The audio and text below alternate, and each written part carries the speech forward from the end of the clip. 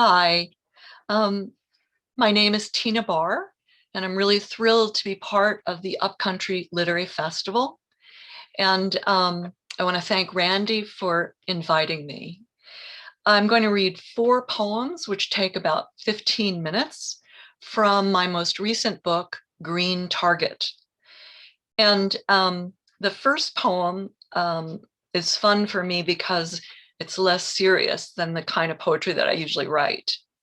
So I live in a cabin on the side of a mountain, and I grew these flowers behind me. I, for many years, had pretty serious vegetable garden, somewhat improvisational. And a cold frame, most of you know, is, it's a covered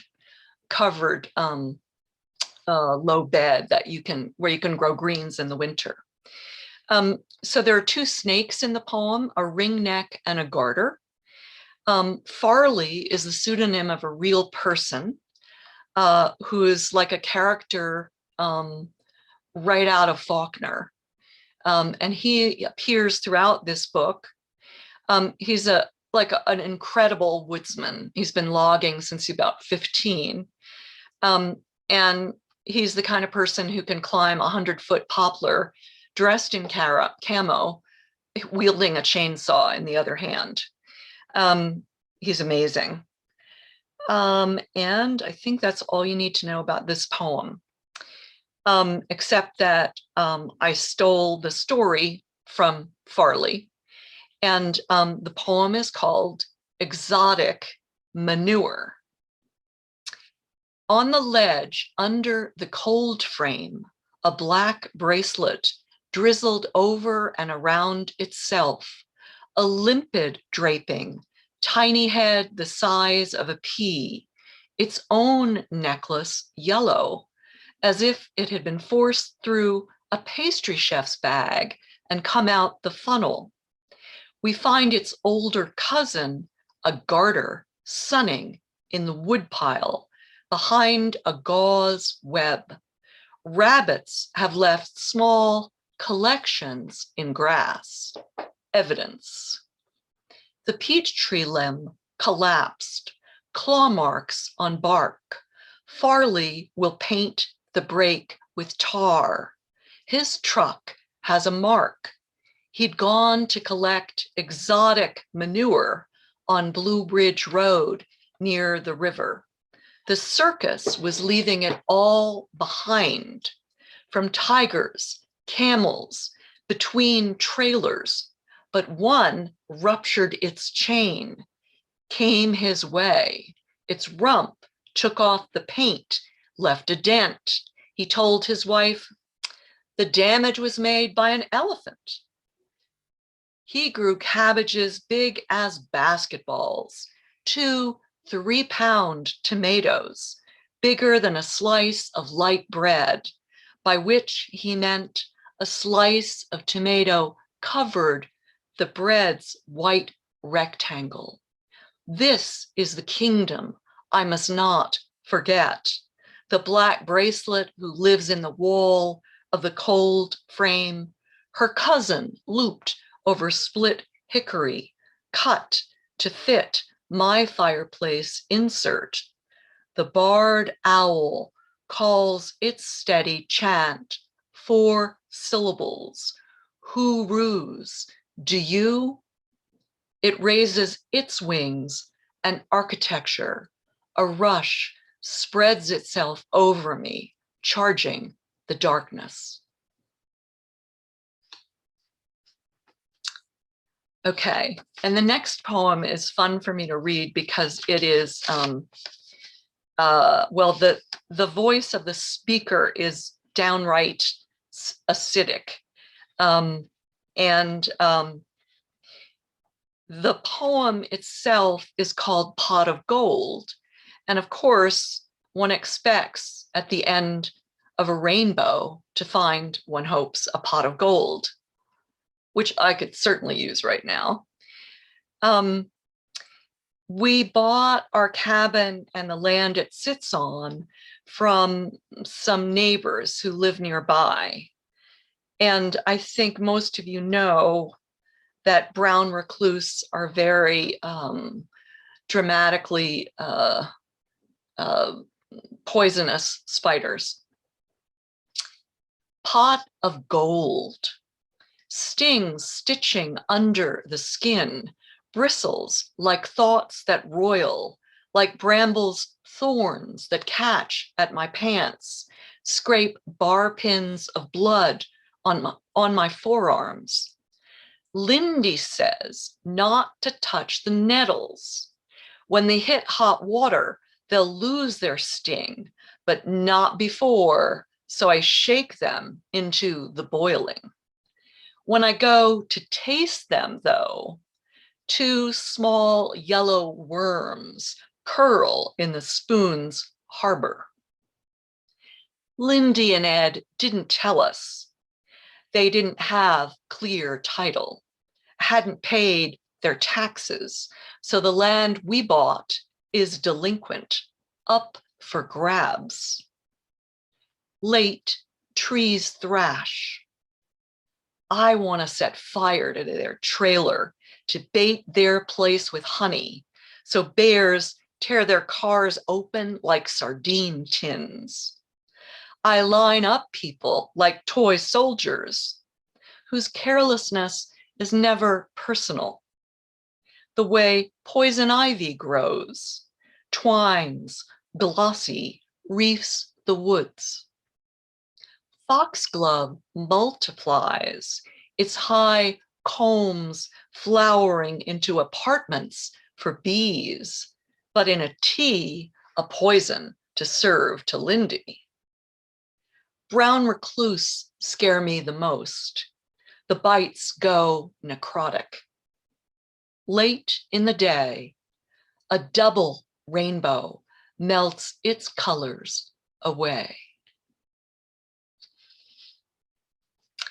I really did, well, I was driving up North Fork, which is the main road that we live off of.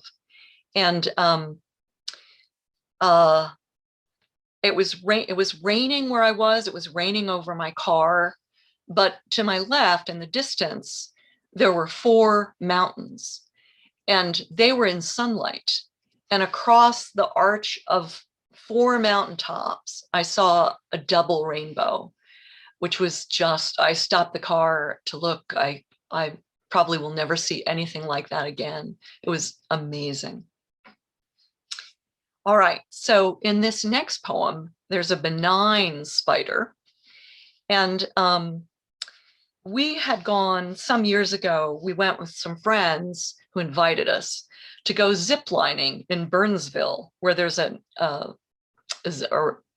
think there still is, a major ziplining installation. And in the lower parts of the segments, I loved it because I was right in the treetops and it was heavenly. I could have stayed there forever. But there were other parts where you were like literally ziplining from one like mountaintop to another. And you were at least 20 stories above the ground. And so I alternated between elation and terror during this ziplining trip. When we were driving home, I was talking to my husband and I said, what did you think? And he said, well, now this is a guy who grew up in the projects in Queens, New York. So, I mean, you know, a city guy, right? He said, well, you know, I thought it was kind of boring. You know, it was so quick. Everything went by so quickly. I couldn't believe it. Anyway, I thought he was the one who would be terrified. So this poem is called Green Moment, and it begins with the image of a green boat. The green boat is a green spider. So, Green Moment. A green boat with oars out, the size of a ladybug, suspended in the center of its web, rhododendron leaves its cleats, so its anchor lines are tied. They float concentric circles of fishing net.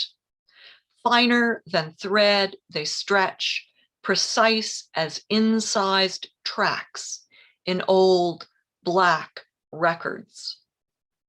There must be 50 circles, the web flat as a Tiffany dinner plate, a place of meditation, a place to center its tiny self in, a spider disguised as a green boat, while under it a creek foments, sudsy.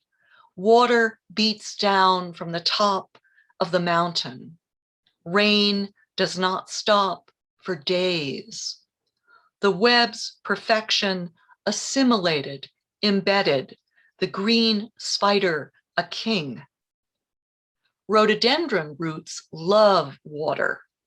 Branches so twisted, locals make fences, benches, arbors out of it. Moonshiners, lotus gardeners, goat farmers who separate curds from whey in dripping cheesecloth hide in these mountains. People make tentative webs strung between one odd job and another. We float here like zipliners, 20 stories high, hanging inside a harness. Only sky around us, acres of air between us and the ground, where a bear has left claw marks on bark. The green moment, drifting at the height of the trees, suspended in a place we never want to leave, a snowing of seeds.